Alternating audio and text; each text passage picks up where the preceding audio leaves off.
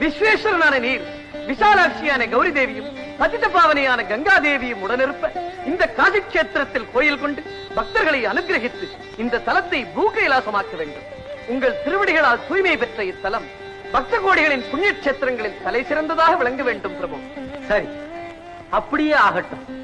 இந்த கஷேத்திரத்தில் வணங்குபவர்களுக்கு நவக்கிரக பீடையே இல்லாதிருக்கட்டும். சனீஸ்வரா, உனது சக்தி எங்களையே படாரபாடு படுத்தி வைத்து விட்டது. சாதாரண மக்களால் அதை தாங்கிக் கொள்ள முடியாது. அதனால் உனது வேகத்தை குறைக்கவேதான் யாம் இப்படி ஒரு நாடகத்தை நடத்தினோம்.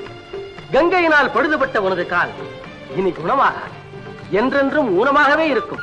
வேகம் குறைந்து இனி மந்தன் என்றும் அழைக்கப்படுவார். மற்றும் ஒரு விதிவிலக்கு, அடியார்களிடம் நீ உன் சக்தியை காட்டும் பொழுது கொடூரம் குறைந்து மிக மிக மிருதுவாகவே நடந்து கொள்ள கடவா. தங்கள் ஆజ్ఞை பிரபு. உங்கள் அனைவருக்கும் மங்களம் உண்டாகட்டும். ஹர நம பார்வதி